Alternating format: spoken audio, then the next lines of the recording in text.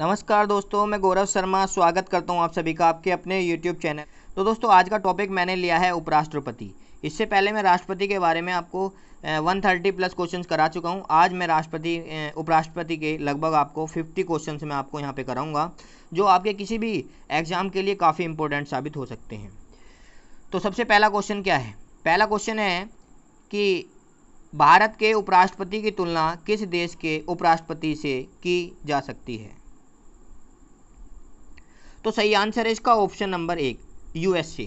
तो भारत के उपराष्ट्रपति की तुलना यूएसए कैसे की जाए? देखो, मैं आपको बताऊं, अगर राष्ट्रपति की बात करें, अगर ये प्रेसिडेंट की बात करें तो ये की जाएगी ब्रिटेन से, ब्रिटेन के से मतलब इंग्लैंड के राजा से, ठीक है।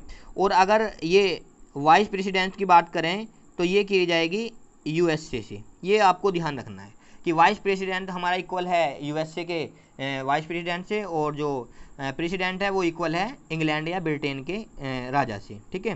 नेक्स्ट क्वेश्चन आपका आ जाता है, भारत के उपराष्ट्रपति का पद। तो इसका सही आंसर है ऑप्शन नंबर 1, संविधान में प्रारंभ से ही है। भारत के उपराष्ट्रपति का पद जो है वो संविधान में प्रारंभ से ही है।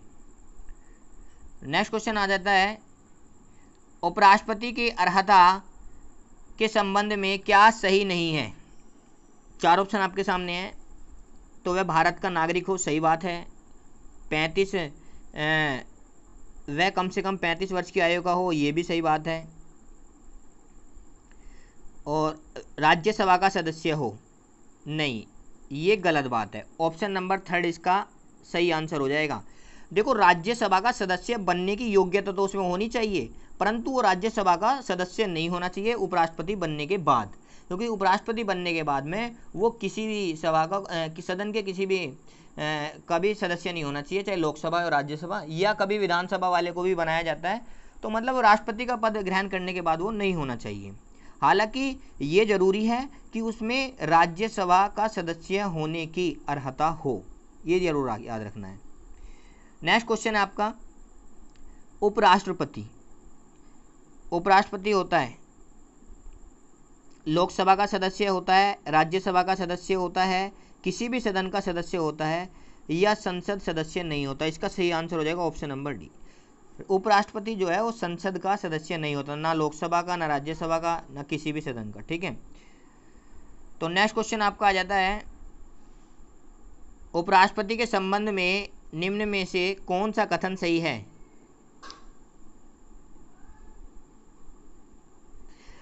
इसका सही आंसर है ऑप्शन नंबर 2, वह राज्यसभा का पदेन अध्यक्ष होता है। देखो, अब हम उपराष्ट्रपति के इस पदेन अध्यक्ष के बारे में बात कर लेते हैं।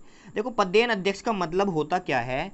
ये पदेन अध्यक्ष का मतलब ये होता है कि अगर आप किसी एक चीज़ पे सेलेक्ट हो रहे हैं, किसी एक पोस्ट पे अगर आप सेलेक्ट हो रहे हैं और वो पोस्ट पहले से ही किसी दूसरी पोस्ट के लिए रिजर्व की गई हो, कि अगर जो भी इस पोस्ट पे सेलेक्ट होगा वो इसका अध्यक्ष जरूर होगा, तो यही है पदेन अध्यक्ष। मतलब किसी एक पोस्ट पर सेलेक्ट होने से कोई दूसरी पोस्ट मिल जाना, वही आपका पदेन कहलाता है।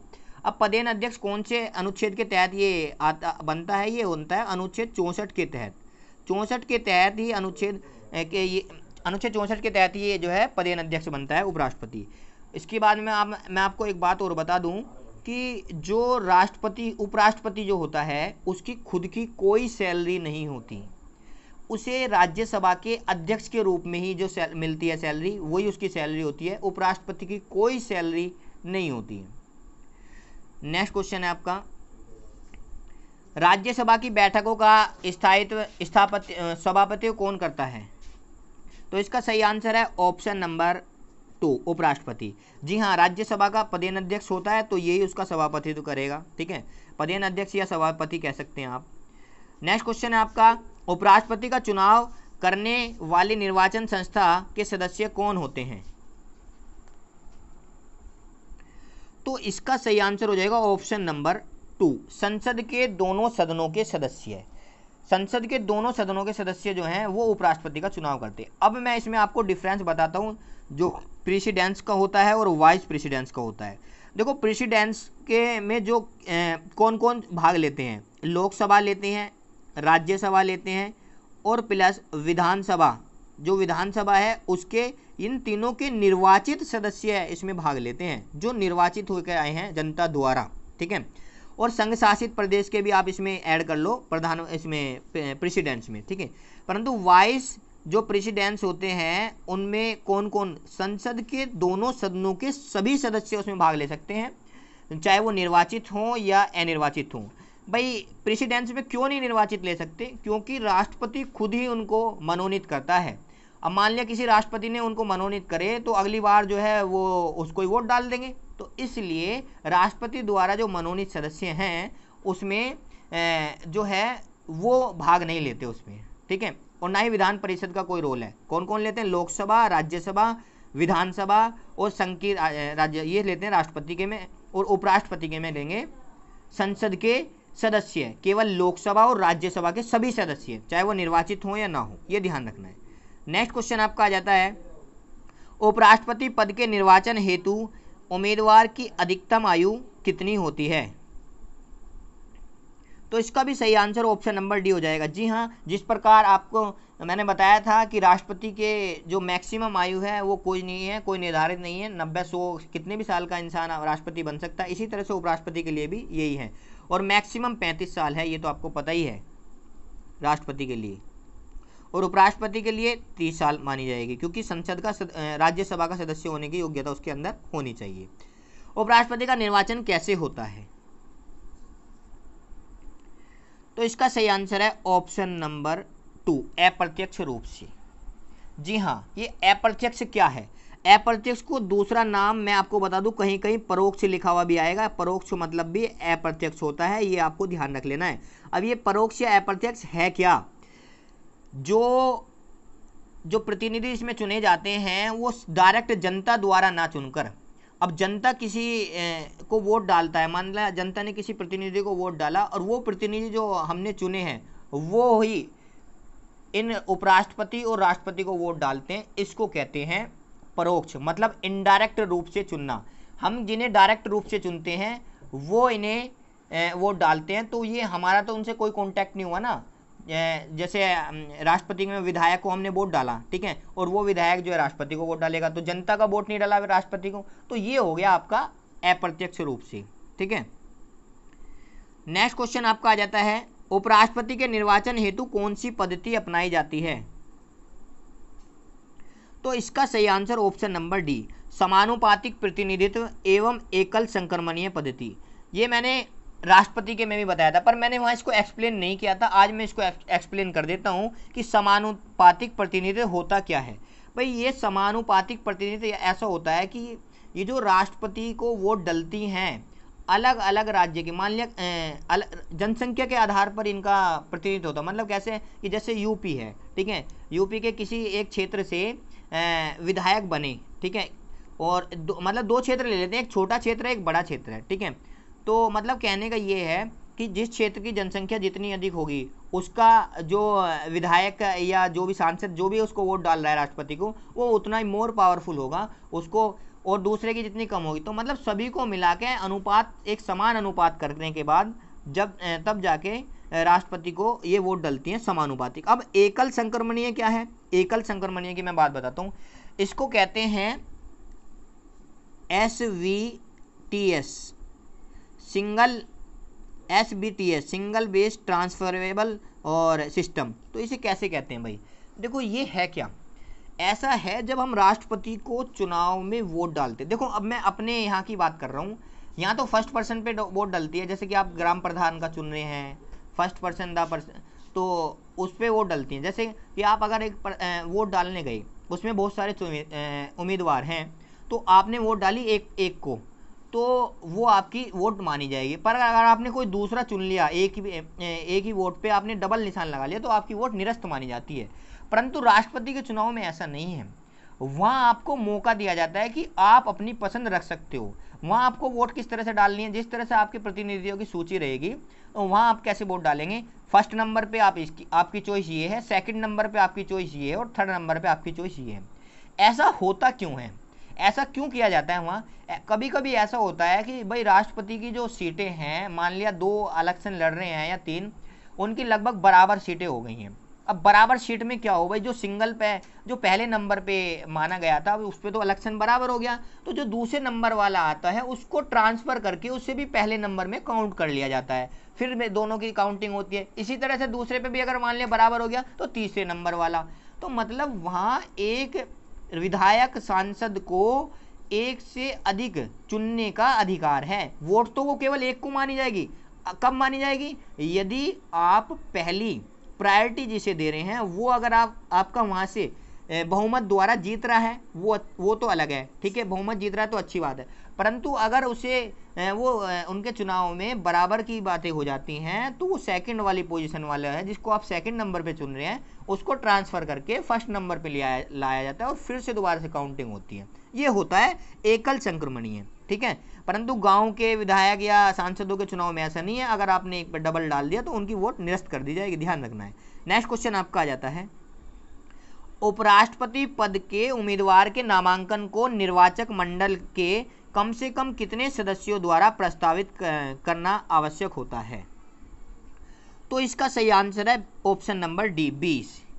तो मैंने आपको राष्ट्रपति के लिए बताया था कि 50 का तो उसमें प्रस्ताव होना चाहिए और 50 का ही अनुमोदन होना चाहिए। राष्ट्रपति पद के लिए तो 50-50 का होता है, परंतु उपराष्ट्रपति की अगर यहाँ बात कर रहे हैं तो उपराष्ट्रपति के लिए 20 का तो प्रस्ताव है। और अगला क्वेश्चन अनुमोदन से है, इसको भी देख लेते हैं।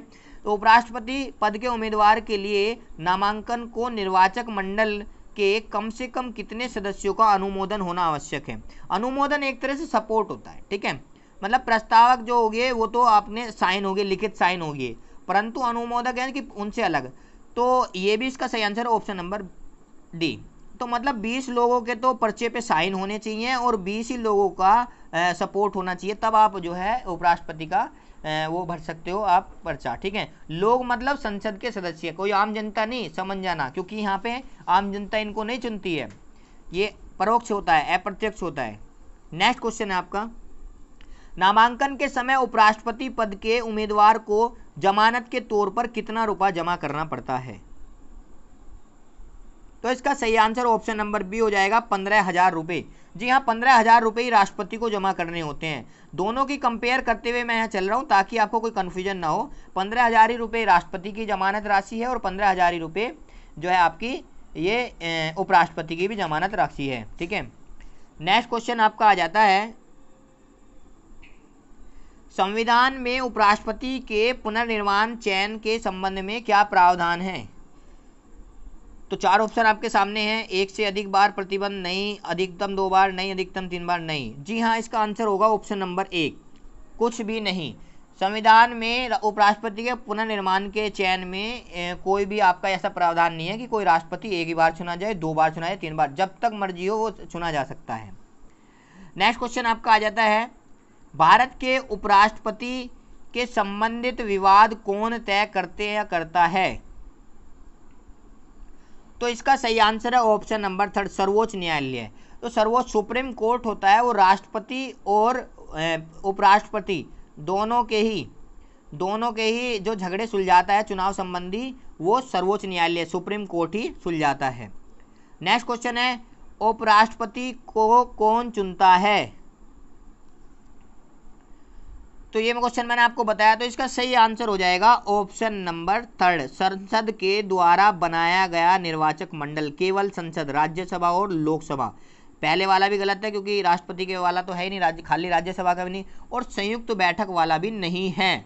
परंतु पहले संयुक्त बैठक ही उपराष्ट्रपति को चुनती थी। अब इसके बारे में अगले क्वेश्चन में हम डिस्कस करेंगे कि ये किस संशोधन द्वारा हटाया गया है। अब केवल संसद चुनती है, जिसमें आपकी लोकसभा प्लस राज्यसभा दोनों के सदस्य होते हैं, सभी, खाली निर्वाचित नहीं, सभी सदस्य। परंतु पहले संयुक्त बैठक चुना करती थी। तो क्वेश्चन है अगला, देखो ध्यान से, क्या है क्वेश्चन। मूल संविधान में यह उपबंध था कि उपराष्ट्रपति का निर्वाचन संयुक्त अधिवेशन में समावेत संसद के दोनों सदनों द्वारा होगा।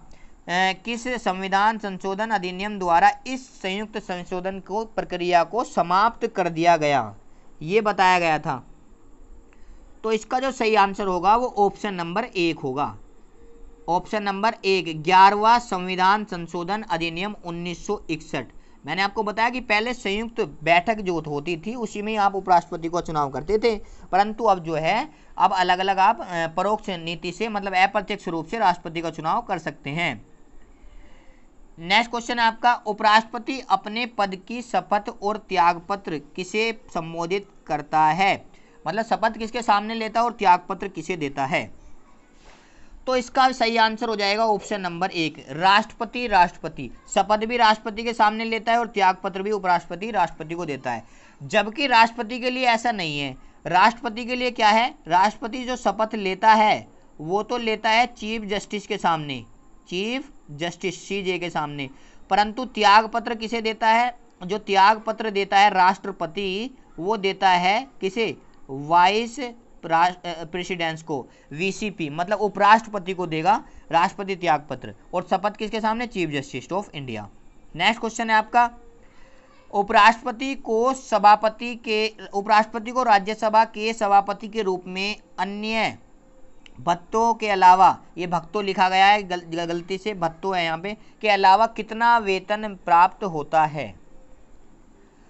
तो इसका सही आंसर है ऑप्शन नंबर D, 4 लाख रुपए। जी हाँ, राष्ट्रपति को जो सैलरी मिलती है महीने की वो तो मिलती है आपकी 5 लाख रुपए, परंतु और जो आपको राष्ट्रपति को जो मिलती है, उपराष्ट्रपति को जो मिलती है वो मिलती है आपकी सैलरी 4 लाख रुपए, ये आपको विशेष ध्यान रखना है, और 4 लाख ही मिलती है लोकसभा अध्यक्ष को।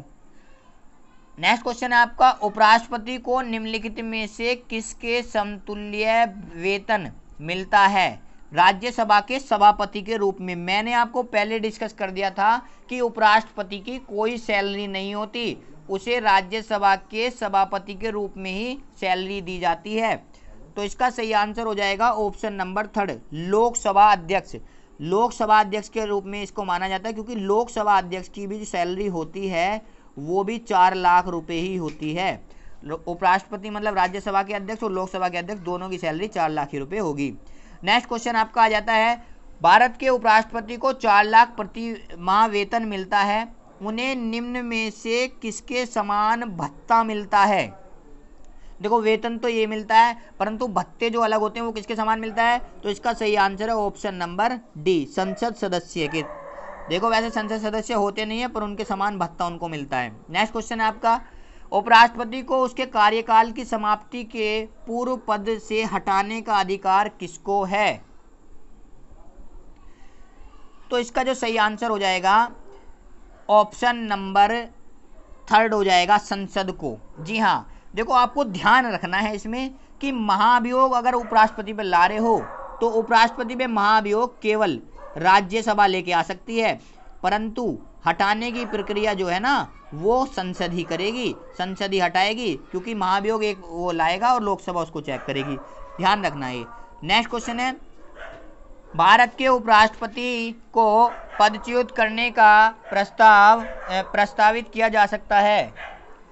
तो इसका सही आंसर हो जाएगा ऑप्शन नंबर D, केवल राज्यसभा में। भारत के राष्ट्रपति को अगर आपको पदच्युत करना है, मतलब उसे जो है उसे हटाना है, तो राज्यसभा में ही प्रस्ताव जो है वो रखा जा सकता है, लोकसभा में नहीं। लोकसभा केवल जांच कर सकती है कि ये बात सही है या गलत है, और दोनों की जब जांच हो जाएगी तो विशेष बहुमत द्वारा 2/3 के द्वारा क्या होगा, राष्ट्रपति को हटाया जा सकता है। नेक्स्ट क्वेश्चन है, भारत के राष्ट्रपति को कौन निकाल सकता है।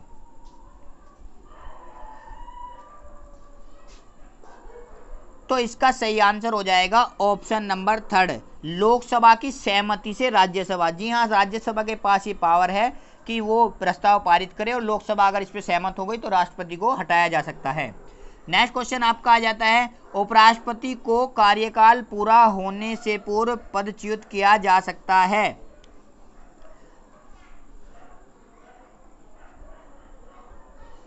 तो इसका सही आंसर है ऑप्शन नंबर 3, राज्यसभा के साधारण बहुमत द्वारा पारित प्रस्ताव। राज्यसभा में साधारण बहुमत द्वारा पारित प्रस्ताव जो पारित होता है इसके लिए पहले स्टार्टिंग में, और इसकी स्वीकृति जो है लोकसभा अगर कर दे तो फिर जो है ये उपराष्ट्रपति को हटाया जा सकता है साधारण बहुमत से। ध्यान रखना है, साधारण बहुमत से ही। नेक्स्ट क्वेश्चन आपका आ जाता है, उपराष्ट्रपति राष्ट्रपति का कार्यकाल संभालता है जब राष्ट्रपति अनुपस्थित हो, बीमार हो, अन्य कार्य करने में सक्षम न हो, उपयुक्त सभी मामलों में। तो सही आंसर हो जाएगा इसका उपयुक्त सभी मामलों में।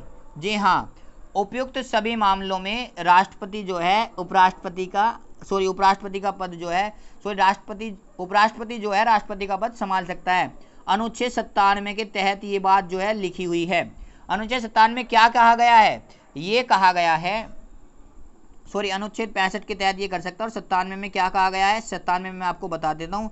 97 में ये कहा गया है कि उपराष्ट्रपति को राष्ट्रपति पद रहने पर राज्यसभा का कोई भी वेतन या भत्ता उसे नहीं मिलेगा।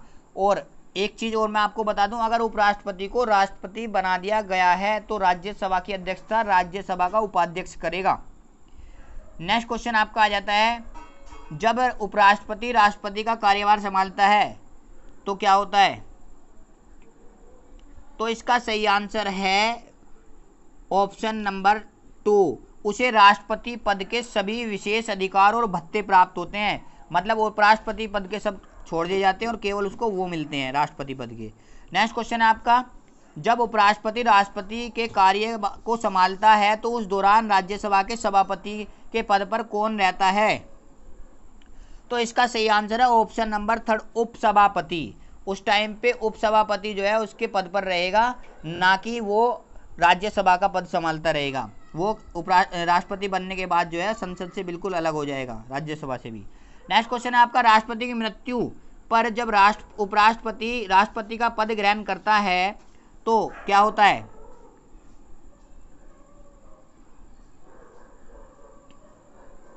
तो इसका जो सही आंसर है ऑप्शन नंबर बी, अधिकतम सीमा। इसमें देखो मैंने लिखा नहीं है 6 महीने, ठीक है, अधिकतम 6 माह तक ये आसीन रह सकता है, ठीक है। नेक्स्ट क्वेश्चन आपका आ जाता है, गलती से मिसप्रिंट हो गया, 6 महीने नहीं लिखा गया था। नेक्स्ट क्वेश्चन है, राज्यसभा के सभापति के रूप में उपराष्ट्रपति क्या नहीं कर सकता? मतलब राज्यसभा का वो सभापति है, वो क्या नहीं कर सकता अध्यक्ष होने के नाते भी? तो इसका सही आंसर है ऑप्शन नंबर 1, राज्यसभा को विघटित नहीं कर सकता, ठीक है। राज्यसभा को विघटित कर सकता है मतलब कहने का ये है कि राज्यसभा को वो विघटित नहीं कर सकता अध्यक्ष होने के बाद, क्योंकि राज्यसभा कभी भी विघटित नहीं होती है। नेक्स्ट क्वेश्चन है आपका, निम्नलिखित में से कौन सा कथन असत्य है? इसका सही आंसर है ऑप्शन नंबर 2, उपराष्ट्रपति से निर्वाचन संबंधी सभी विवादों को निर्वाचन आयोग देखता है, जबकि ये बात गलत है। देखता कौन है? सुप्रीम कोर्ट, एससी देखता है। नेक्स्ट क्वेश्चन आपका आ जाता है, निम्नलिखित कथनों पर का अध्ययन कर समुचित उत्तर की पहचान कीजिए। भारत का उपराष्ट्रपति नियुक्त किए जाने के लिए किसी व्यक्ति को राज्यसभा का सदस्य बनने की योग्यता होनी चाहिए। बिल्कुल, मैंने आपको शुरू में ही बताया कि वो सदस्य उपराष्ट्रपति बनने के बाद सदस्य तो रहता नहीं है किसी का, परंतु उपराष्ट्रपति बनने के लिए उसमें राज्यसभा का सदस्य होने की योग्यता जरूर होनी चाहिए। दूसरा कहता है उपराष्ट्रपति राज्यसभा का पदेन अध्यक्ष होता, बिल्कुल होता है, ये मैंने बताया अनुच्छेद 64 के तहत। तो इसका सही आंसर ऑप्शन नंबर 1 हो जाएगा। 1 और 2 दोनों ही सही हैं। नेक्स्ट क्वेश्चन आपका आ जाता है, भारत के उपराष्ट्रपति के संबंध में कौन सा कथन असत्य है? तो इसका सही आंसर ऑप्शन नंबर 2, उपराष्ट्रपति का चुनाव राष्ट्रपति करता है। ये बात बिल्कुल गलत लिखी हुई है, क्योंकि उपराष्ट्रपति का चुनाव तो संसद के सदस्य करते हैं मिलके, राष्ट्रपति नहीं करता। नेक्स्ट क्वेश्चन है आपका, उपराष्ट्रपति अपने मत का प्रयोग कब करता है? तो इसका सही आंसर है ऑप्शन नंबर 2, मतों के बराबर रहने की स्थिति में। जब मत दोनों बराबर हो जाए तो उपराष्ट्रपति जो है अपने मत का प्रयोग कर सकता है। नेक्स्ट क्वेश्चन है आपका, कौन राष्ट्रपति के चुनाव में मतदान नहीं करते परंतु उपराष्ट्रपति के चुनाव में मतदान कर सकते हैं? वेरी वेरी इंपॉर्टेंट क्वेश्चन है। देखो ये तो मैंने आपको बताया था भाई, वो राष्ट्रपति के में चुनाव नहीं कर पाते, उपराष्ट्रपति के में कर सकते हैं। तो इसका सही आंसर है ऑप्शन नंबर 1, संसद के मनोनीत सदस्य, ये मैं आपको पहले ही क्लियर कर चुका हूं कि मनोनीत सदस्य जो है राष्ट्रपति के में जो है वो मतदान नहीं कर सकते, क्योंकि वो खुद राष्ट्रपति द्वारा चुने हुए होते हैं। नहीं तो भाई अगर वो करेंगे तो उनका पक्ष नहीं ले लेंगे क्या राष्ट्रपति का अगली बार दोबारा से राष्ट्रपति बनने के लिए, तो इसलिए वो नहीं करते हैं, परंतु उपराष्ट्रपति के में वो करते हैं। नेक्स्ट क्वेश्चन है आपका, भारत के राष्ट्रपति निर्वाचित होने से पूर्व निम्न में से कौन उपराष्ट्रपति नहीं था? तो इसका सही आंसर है ऑप्शन नंबर डी, ज्ञानी जैल सिंह। जी हाँ, ज्ञानी जैल सिंह जो है डायरेक्ट आपके राष्ट्रपति बने थे और वो उपराष्ट्रपति नहीं थे, और ये ऐसे इंसान थे इन्होंने पहली बार वीटो पावर का, जेबी वीटो का यूज किया था डाकघर संशोधन अधिनियम 1986 में। मैं पिछली वीडियो में इसके बारे में बता चुका हूँ ज्ञानी जैल सिंह के बारे में, ठीक है। नेक्स्ट क्वेश्चन आपका आ जाता है, और ज्ञानी जैल सिंह एक अध्यक्ष भी रह चुके थे ये। नेक्स्ट क्वेश्चन आ चुका है आपका, किसने 2 पूर्ण अवधियों के लिए भारत के उपराष्ट्रपति का पद संभाला था? तो इसका सही answer option number 1, doctor Sarvepalli Radhakrishnan. जी हाँ, जैसे आपके राष्ट्रपति राजेंद्र प्रसाद थे, उन्होंने 12 साल तक राष्ट्रपति का पद संभाला था, उसी तरह से ये भी उपराष्ट्रपति का पद इन्होंने भी 12 साल तक संभाला था। उनके जस्ट मृत्यु के बाद ही इनको राष्ट्रपति बनाया गया था। नेक्स्ट क्वेश्चन आपका आ जाता है, निम्नलिखित उपराष्ट्रपतियों में से कौन निर्विरोध नहीं चुने गए? देखो 3 उपराष्ट्रपति इसमें ऐसे हैं जो निर्विरोध चुने गए हैं, परंतु एक इनमें ऐसा है जो निर्विरोध नहीं चुने गए। तो इसका सही आंसर है ऑप्शन नंबर डी। देखो निर्विरोध क्यों कहा जा रहा है भाई, जो राधाकृष्णन थे उनकी मृत्यु हुई राजेंद्र प्रसाद की, इनको राष्ट्रपति बना दिया गया। फिर हिदायतुल्लाह, इन्होंने कार्यवाहक के रूप में काम करा है। शंकर दयाल शर्मा, इन्होंने भी कार्यवाहक के रूप में काम करा है, ठीक है। तो के.आर. नारायण बचे, इनको क्या करा गया है, इनको जो किया गया है वो चुनाव के द्वारा ही राष्ट्रपति बनाया गया। नेक्स्ट क्वेश्चन है आपका, किसी एकमात्र उपराष्ट्रपति की मृत्यु पद पर आसीन रहते हुए हुई? किस एकमात्र की? एकमात्र उपराष्ट्रपति ऐसे थे जो पद पर रहते हुए जो मृत्यु हुई है उनकी। तो इसका सही आंसर हो जाएगा ऑप्शन नंबर डी, कृष्णकांत। तो कृष्णकांत हमारे उपराष्ट्रपति थे, उनकी जो मृत्यु हुई थी वो पद पर रहते हुए हो गई थी। जबकि राष्ट्रपति तो ऐसे 2 हैं, जैसे कि आपका जाकिर हुसैन भी हैं और फखरुद्दीन अली अहमद भी हैं जिनकी मृत्यु हो गई थी। नेक्स्ट क्वेश्चन आपका आ जाता है, निम्नलिखित में से किस उपराष्ट्रपति ने राष्ट्रपति पद के लिए निर्वाचन में भाग लेने के लिए पद से त्यागपत्र दे दिया था? उपराष्ट्रपति के पद से। तो इसका सही आंसर हो जाएगा ऑप्शन नंबर 2, वी.वी. गिरी। वी.वी. गिरी ने अपने उपराष्ट्रपति पद से जो है वो त्यागपत्र दे दिया था राष्ट्रपति के चुनाव लड़ने के लिए, क्योंकि उनको वहाँ से त्यागपत्र देना पड़ता। अब वी.वी. गिरी के बारे में मैंने एक बात पिछली वीडियो में भी आपको बताई थी कि वी.वी. गिरी एक ऐसे राष्ट्रपति बने हैं जो गैर कांग्रेसी थे और निर्दलीय भी थे। 2 खास बात हैं, गैर कांग्रेसी भी थे और किसी पार्टी से भी नहीं थे, निर्दलीय, और अभी तक के निर्दलीय केवल वे ही हैं। नेक्स्ट क्वेश्चन आपका आ जाता है, निम्नलिखित में से कौन सबसे अधिक समय के लिए उपराष्ट्रपति पद पर आसीन था? देखो निर्दलीय की मैंने बात करी, वो तो APJ अब्दुल कलाम भी बन गए, पर पहले निर्दलीय वही हैं, ध्यान रखना है। तो निम्नलिखित में से कौन सबसे अधिक समय पर उपराष्ट्रपति पद पर आसीन रहा?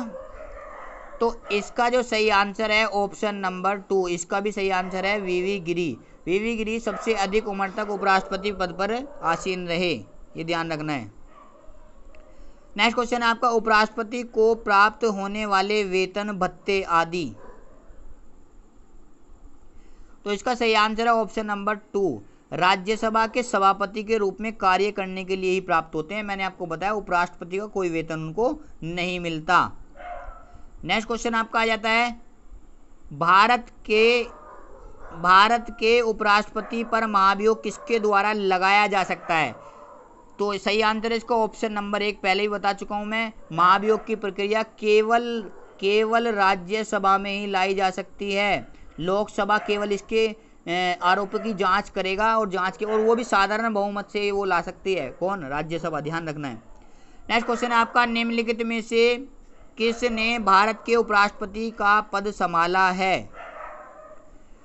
तो इसका सही आंसर है ऑप्शन नंबर बी, पहला और चौथा मोहम्मद हिदायतुल्लाह ने भारत के उपराष्ट्रपति का पद संभाला है और शंकर दयाल शर्मा ने भी संभाला है। नेक्स्ट क्वेश्चन आपका आ जाता है, निम्नलिखित में से कौन सा एक विषय भारत की संचित निधि प्रभावित नहीं है?